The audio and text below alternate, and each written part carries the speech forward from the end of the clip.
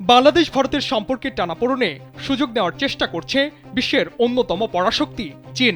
বার্তা সংস্থা রয়টার্স এক প্রতিবেদনে এমন দাবি করেছে।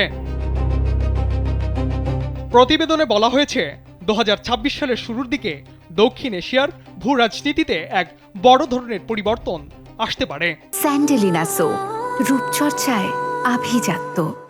বিশেষ করে বাংলাদেশের সঙ্গে ভারতের দীর্ঘদিনের ঘনিষ্ঠ সম্পর্কে টানাপোড়েন তৈরি হয় সেই শূন্যস্থান পূরণে এবং নিজের প্রভাব বিস্তারে ব্যাপকভাবে সক্রিয় হয়ে উঠতে পারে চীন।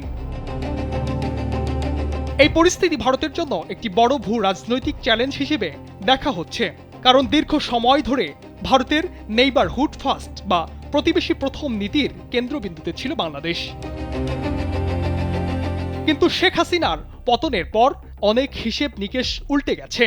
ফলে বর্তমানে দিল্লির প্রভাব কমে আসা এবং চীনের বেল্ট অ্যান্ড রোড ইনিশিয়েটিভ এর আওতায় বেইজিংয়ের ক্রমবর্ধমান সম্পৃক্ততা এই অঞ্চলে ভারতের কৌশলগত আধিপত্যকে প্রশ্নের মুখে ফেলেছে।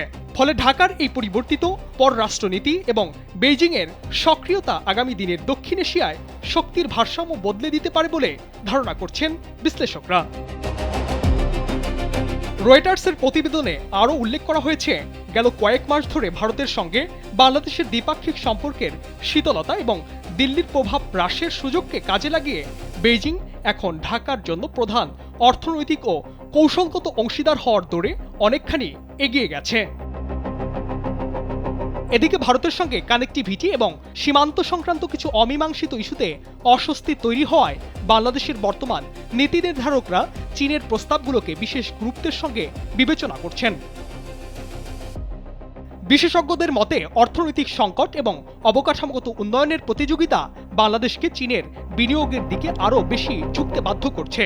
চীন এরই মধ্যে বাংলাদেশের বিভিন্ন বড় প্রকল্পে বিনিয়োগ বৃদ্ধির প্রতিশ্রুতি দিয়েছে এবং দুই দেশের মধ্যে উচ্চ পর্যায়ের সফর ও বাণিজ্যিক আলোচনার গতি ত্বরান্বিত করেছে। তবে চীনের সঙ্গে সম্পর্ক শক্তিশালী হওয়া মানেই ভারতের সঙ্গে বৈরিতা, বিষয়টি এমন নয়, বরং দুই সম্পর্কই একই সঙ্গে বিকশিত হতে পারে। নাইম ইসলাম, কালবেলা।